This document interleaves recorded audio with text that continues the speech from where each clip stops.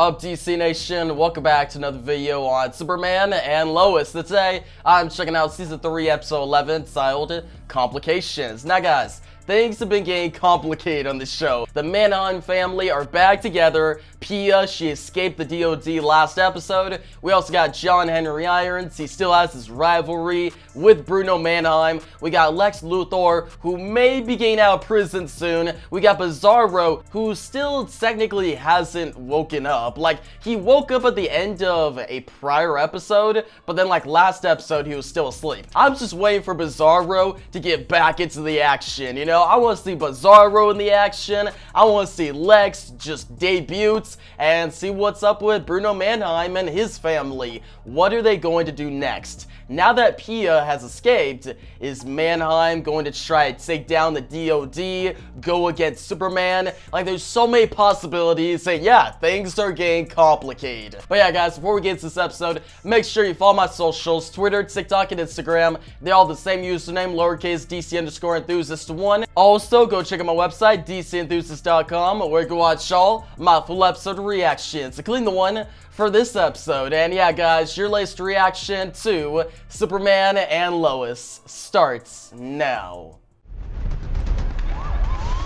Okay. We're getting right to the action. I dig it. Where's it coming from? Nice shots. Dude, I love how this show shows Superman flying up. It looks so good now, like compared to season 1. This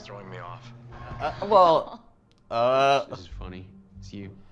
Oh snap. Alright, so this is actually good. I'm fine with this. Because Kyle didn't get mad at Clark. They're all good. He's not mad at Jordan or Jonathan. He's just mad at Chrissy. Which, Chrissy, yeah, she could have handled it better. Like, how she talked to him last episode, like, oh no, you're crazy, and how, like, I don't blame Kyle for talking like this, but, this relationship might be over, which honestly is fine. Like, this Chrissy and Kyle relationship, it was funny at first, but now it's kind of dragged on, and I don't really care for it that much anymore. I don't blame Jordan. I wouldn't be well, okay, that's bad, but still. Jordan is probably like, dude, I saved you, and then your dad caught on. I went through all this turmoil, and you still was talking that talk to me at that party, which, like, still, Jordan should save her. Like, he should save people, but dude, Jordan just needs to move on, which I think he is. The fact that he's not answering her text, and he's just focusing on himself, good for Jordan. You know what? Let's go, Jordan. Right.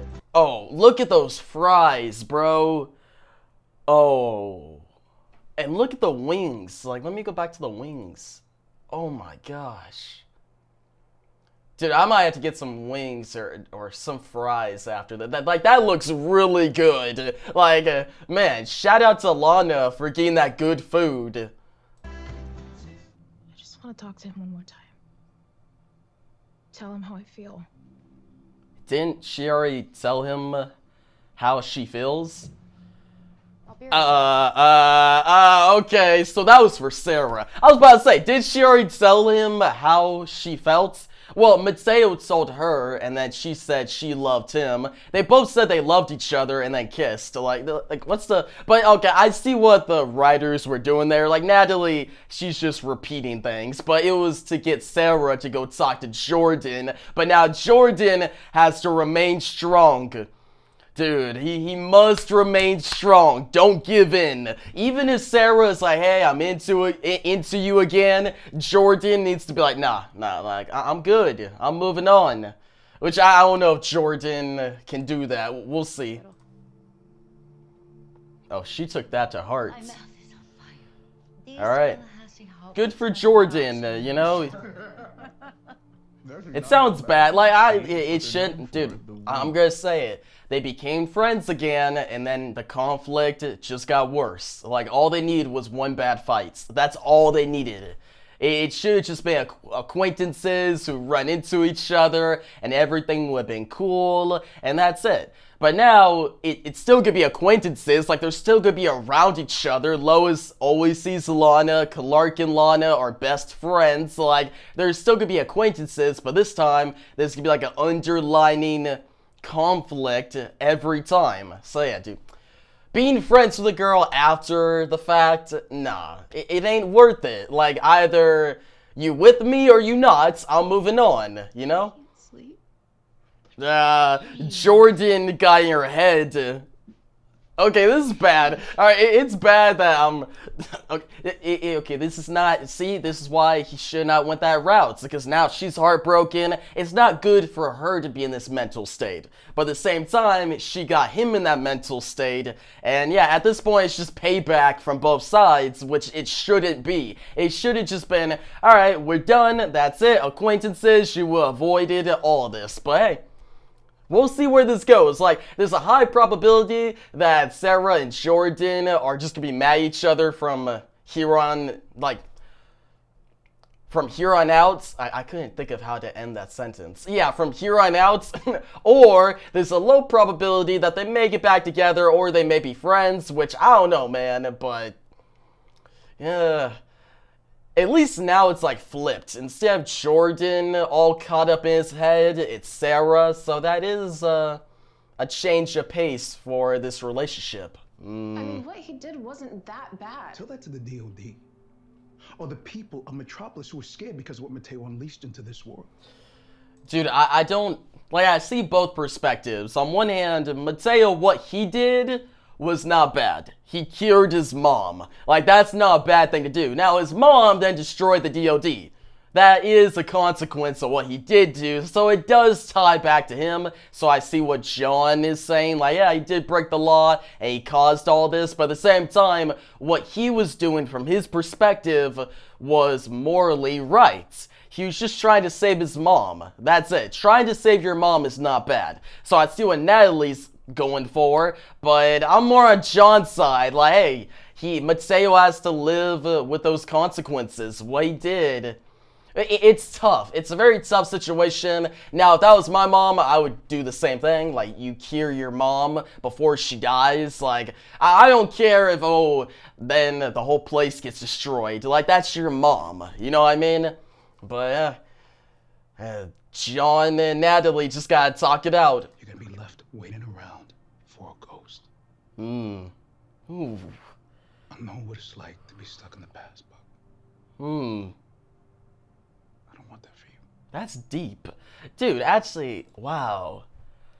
That was really deep. How he said that if they find him, then he's gonna be locked up in a cell, so it's not gonna be good. But if they don't find him, you'll be waiting around for a ghost. And if you think about John, who lost his wife, and Natalie's mother, the Lois from the other world, John, he struggled to move on for a while. He was waiting around for a ghost. Dude, how the writers did that, so compelling. Like, that was so good, man. And it's good to see John, he moved on in Season 1, and mostly Season 2. But now that he's moved on, he's got to help his daughter do the same. And he's being a good parent right here. He's being a good father. And it's cool to see his father-daughter talk. Instead of them mad at each other, they're actually listening to each other and giving good advice. Whoa! Yo! Off to a great start. Yeah, poor Lois. Dude, Lois cannot catch a break. I swear. Like, okay, I'm watching this on the CW app, so there's commercials right now. But dude, Lois cannot catch a break. She gets in there, she's feeling good. Her family is there. Sam, he starts to ask all these questions. He's struggling. He's very worried, which is understandable. Then you got Jordan, who's having a panic attack. He gets out of there. Jonathan leaves, and then Clark leaves for a second. But good news, Clark, he made it back just in time. Then all the power goes out. So now Lois, well, what she said, it's still... I think she's still in a good enough mood. She said, this day is not starting out so well. But she's used to it. Like, this is just Lois's life, you know? That's just how things go. And then for Pia, they gotta put more of that cure in her, like that Bizarro serum. But it proves that serum, it doesn't last a long time. So they need something that's going to be like firm, like official, like it actually cures Pia for good, which I don't think they could find. So the Mannheim family, they had some happiness for like not even half an episode, and now they're back to conflict. So we'll see where that goes. Dude, all the lights are going off throughout or they're now back on, but they went off for yeah, all the lights are going off throughout Metropolis because of Pia. Hospital generators are shielded against a surge like that. It did. You're non-stoked. You have X-ray vision. Why do my powers a lot worse? Oh, okay, that's what it was. Why was I thinking heat vision? Like when he was looking around, like I had a feeling it was X-ray vision, but I guess for me, that wasn't a big deal. I thought he already had X-ray vision. But that is cool, though. He's got X-ray vision, heat vision. Like, Jordan's powers are going up each episode. It is weird to introduce this X-ray vision, like, add this ability to Jordan during this storyline. Like, the storyline is picking up right now. Like, we got Pia, she's losing control. Lex is going to show up soon. Maybe Bizarro will get into the action. And then all of a sudden we got Jordan who has X-ray vision. It's random, but I actually like it. It's cool. I like seeing Jordan's character, his abilities develop. Can you do that? Right. Yeah, you're right. To understand what I'm about to say, you need to believe in the impossible. Can you do that? Good. That's what Jonathan just said. He said, can you do that? And it just triggered that memory of The Flash for me. The Flash might have ended badly, like it did not have a good final season, but I've been rewatching like season 1 and 2, my favorite seasons, and I've been enjoying it so much. Alright, back to Superman and Lois. Okay, Bruno can fix this. No! Oh my gosh! What the heck? What the heck just happened? Yo! She just destroyed that guy into pieces. What the heck? Yo! What the heck? Did I see that right? Did that guy just get blown away, or did he get destroyed into pieces? Like, oh my gosh. I can fix this. You can't fix this, Bruno. This guy.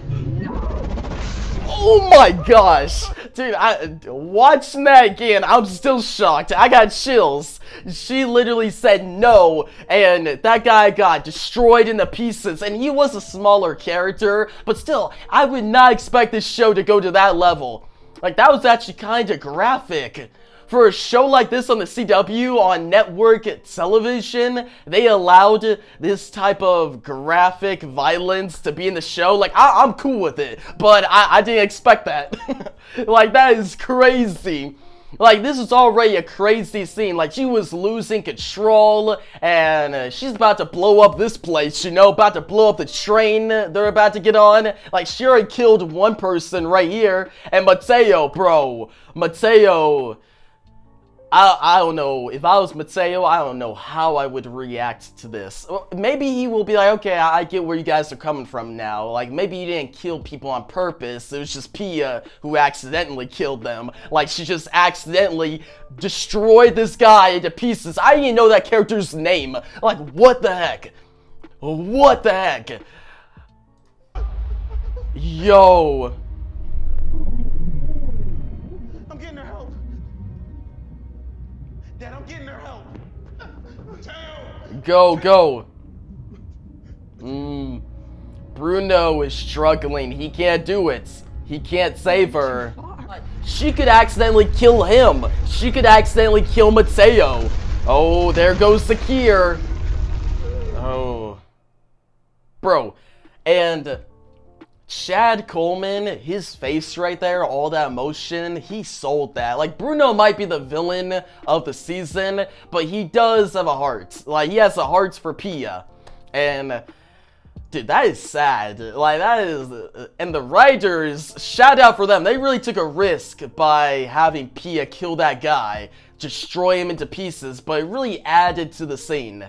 I gotta give props, you know? I gotta give props. It was a risk, but it was worth it, even if it was shocking.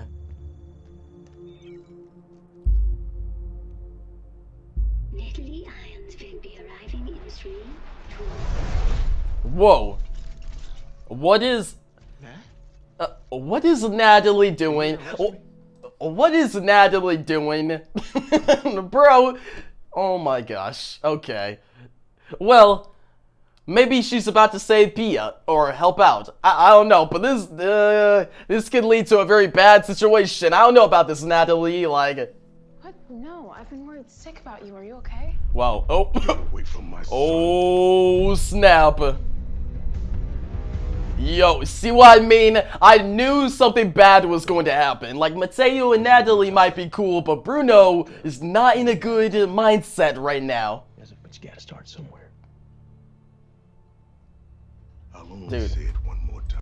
Dude, Kyle was speaking facts there. Like, hey, get her on her feet. Hey, it's a long journey. And the thing is, she might think she's at rock bottom, but my thing is, it's never that bad, you know? Like, even if it does get that bad, you just gotta think on the positive side, you know? If I always say, like, it ain't that bad. Like, that's what I think. And some people could think of it like, oh, you're not taking a situation serious enough. Like, you could still take a situation, a bad situation, serious, while also being like, it ain't that bad. I gotta think on the positive side. So you think on the positive side, you can actually get to a solution. You can move on. You can make the right decisions. You'll be in your right mind. But if you think on the negative side, you're gonna be drowned in guilt, emotions, all of that, and you're not gonna be in the right mind, and then you're going to make bad decisions, and that's not good. So, yeah, dude, Kyle, that was a good conversation. Even though it's a small subplot, the writers did a great job here. Now, let's see how Natalie's going to get out of this situation. I don't know if she can. Well, she got her suits, so she should be good. You don't understand. I'm here to help.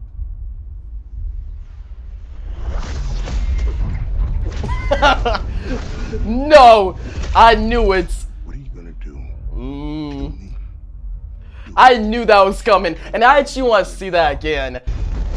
I was so focused on, oh, when is John going to show up? Like, I was just thinking about that I didn't really get to really appreciate the hammer throw. Like, that hammer throw looked dope.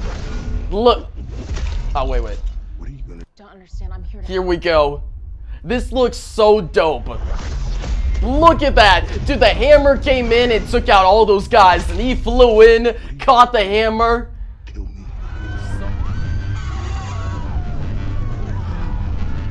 Dude, she is out of control. That's, wow. That was a really cool shot. Ah, dang it. Okay. Dude, the ads came up. When, once the ads are done, the commercials, I'm gonna go back to that shot. That was one of the best shots I've seen in the show. Just Pia looking up and you see the structure. I didn't get a good look at it, but it looked really good. And just the scene, her walking around, out of control, all these people in trouble, the tension. Like, this is a great episode, guys. This might be the best episode of the season yet. Just everything coming to a head. Complications, man. Okay, so right here, okay?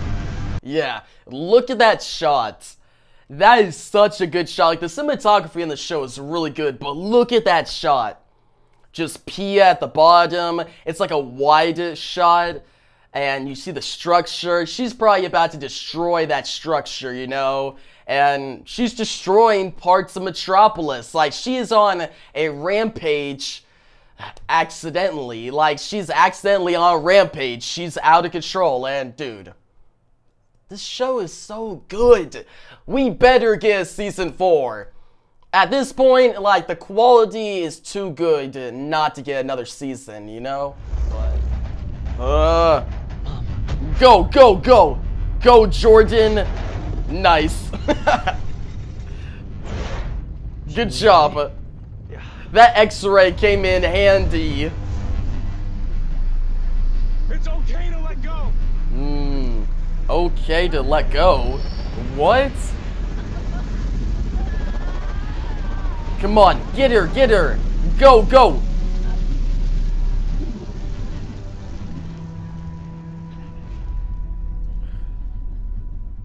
What is she telling him?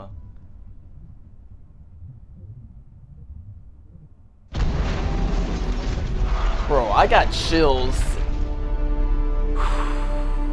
Whoa. Is he flying her up? Is she about to explode in the atmosphere? No, no. No!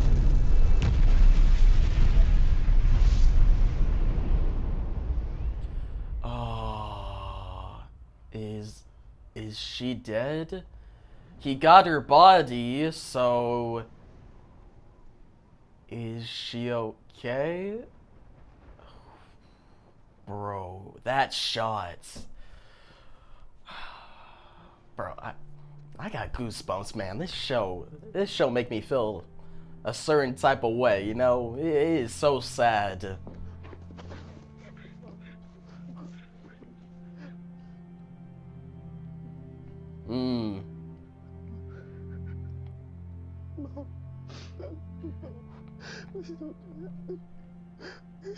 She wanted me to tell you. What'd she say? She'll love you both. Forever and always.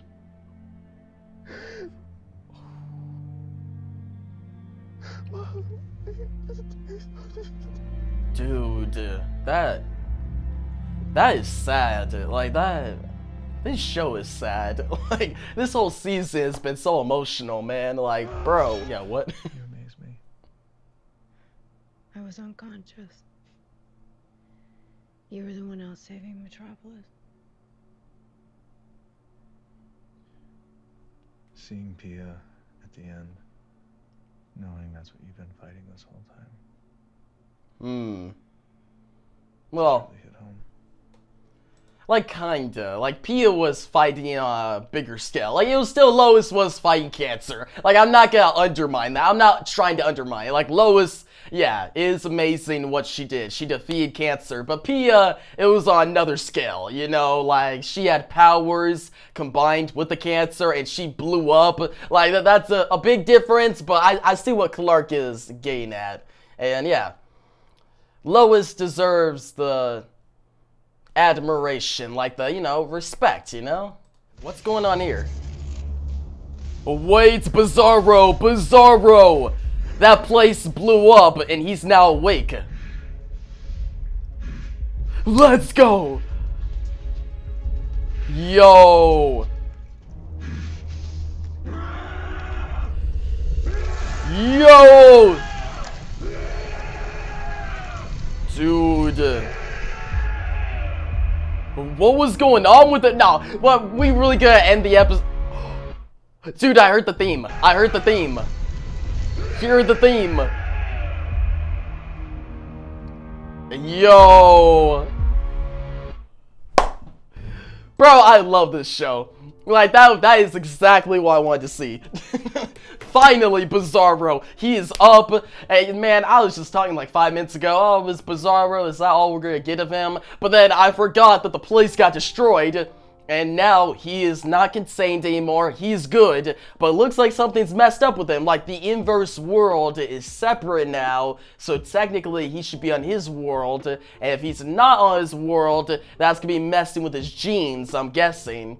Something's going on with Bizarro. Also, Bruno Mannheim took so much from Bizarro, so probably his cells are off and his body composition is off. I don't know, but Bizarro is about to be unleashed. This whole Bruno Mannheim story is over. We're going into Bizarro and Lex Luthor for the final 2 episodes, and I cannot be more hyped. Like, I am so excited, bro. But yeah, guys, this is a great episode. I really enjoyed it. What I first want to talk about is the death of Pia, the death of Onomatopoeia. Now, Pia in this episode, we saw her lose control, and by the end, dude, she had to let go. Like, she was done. And to see Superman tell her that, hey, let go, and then take her up into the atmosphere and she blows up. Like, her body didn't blow up, but she died. And then bring her back to Bruno and Mateo, and Superman deliver her final words, deliver her last rites,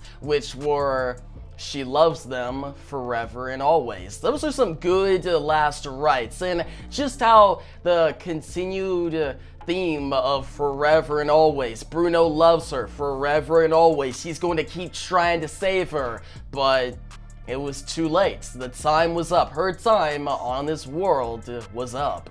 Fate has arrived, and yeah, dude, it was really good. I like how Pia's story ended. It ended a very sad way, but it was nice. It was well written, and just to see Superman be there in her final moments, deliver the last rites, and then seeing Bruno accept that. Like, he was not accepting it for most of the episode. He was struggling, and Chad Coleman, such a great actor, he delivered. Like, each scene he was in, it was so good. And his rivalry with John Henry Irons and how it turned into respect. At the end, when Bruno finally agreed to tell the DOD everything as long as Mateo can live a normal life. It was a wholesome moment, but also really well deserved. It felt like it was earned. It was the moments that I was waiting for a while, the past few episodes, and it finally came. And just to see John and Bruno in the same room and they have respect for each other, that was great. And yeah, I want to talk about that. So John and Bruno, their rivalry throughout this season has been so good. Their different confrontations, and seeing John show up in the middle of the episode and throw his hammer, and his hammer take out 3 guys at once, that was so dope. And see John switch from, okay, Bruno is the villain, we gotta stop him, to, oh, they're actually struggling here and they need help. Pia needs help, and I'm gonna put my beef with Bruno to the side and help out this woman. And yeah, just to see John and Bruno go from mad at each other, at odds, to now agreeing and working together in a way. Like, now John is going to help out Mateo, help him live a normal life. Bruno is going to give all the information, and that ends this whole Mannheim story. This whole Mannheim story, that's my next topic. This whole Mannheim story has been written so well paced, it's been so good, and how it was combined with the cancer storyline was so good. Like, guys, Lois in this episode, how she just took a risk. Like, she could have died. She could have died in surgery, but she told Clark, let's do it. She was right. She had no fear. She went into it, and everything turned out well. To see Clark by her side, and yeah, just how this whole Mannheim story ended with, okay, Bruno, he's no longer a villain. Pia, she died. Mateo's going to live a normal life.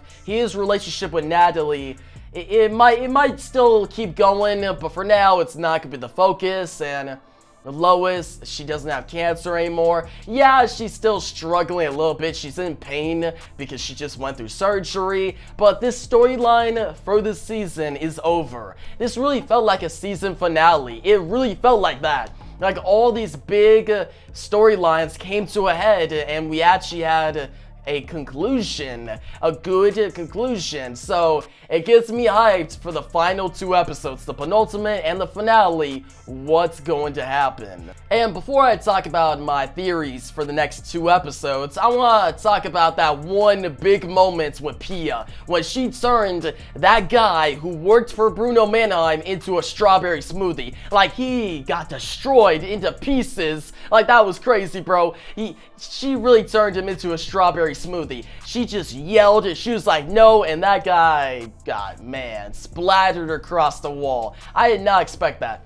I would not expect the CW, a network television, to actually show this. Like, I don't know how they got that approved. I want to see the story behind that. How did the writers, how did the showrunners get that scene approved? But it was definitely shocking and one of the best scenes in the episode. Now, one more thing before I get to my theories. Sarah and the Cushing family. Seeing Kyle and Chrissy, they had a small part. I didn't care about their story that much, but it was still decent. What was really good though was Sarah's subplot, with her struggling and now her starting anew. She's getting a job as a waitress, and Kyle talking to her, and the theme being that good things can come from your mistakes. You gotta have a positive attitude. You gotta have a positive outlook.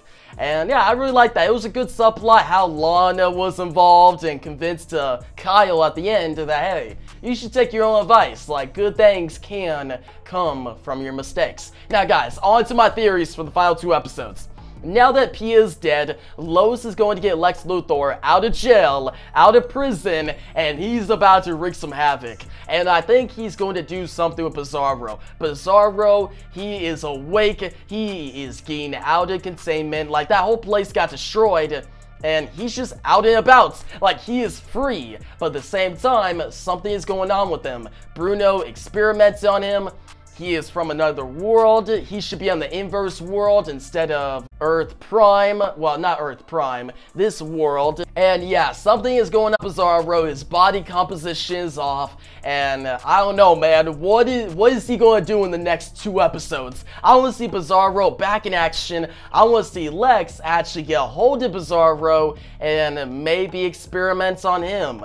Use Bizarro in his master plan. Like, you already know Lex got some kind of master plan. Once he gets out of prison, he's going to start, start that plan in motion. And I can honestly see, here's my theory, I think Lex is going to get Bizarro, and he's going to turn him into Doomsday. Now, I know in Batman v Superman, Lex turned General Zod into Doomsday, and this is kind of the same thing, but I like the idea of Superman villains turning into Doomsday, because Doomsday's origin in the comics is very stupid, so you need a better origin in media, in movies, and TV, and with how Bizarro looked at the end of this episode, how his body composition was off, and how originally in the beginning of season 2, it was supposed to be Doomsday. We all thought it was Doomsday. Like, Bizarro, he looked like he was in like a Doomsday type suit, but then the twist was it was Bizarro instead. Like, the writers really subverted our expectations back then, but if they turned Bizarro into Doomsday in the season finale of this season as like the cliffhanger, that would bring that whole storyline from season 2 full circle and would end this season on such an awesome moment. And that would be something Lex would do. Lex would try to turn Bizarro into Doomsday so he has an enemy to use against Superman, a foe.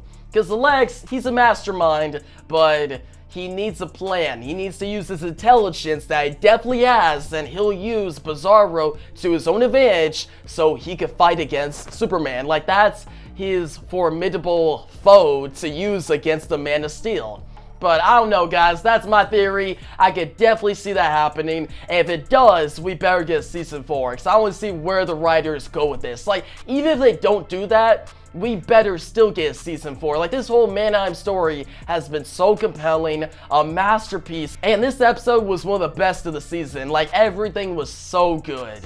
But yeah, guys, enough of me talking. It's time for a rating. I'm going to give this episode 10 out of 10. It's a masterpiece. It was so good. I am hyped for the final 2 episodes. And yeah, some of your thoughts on this episode down below. What would you rate from 1 to 10? And if you like the video, give it a thumbs up. New channel, make sure to subscribe so you don't miss out on my next Superman and Lois reaction review. Will my theory become true?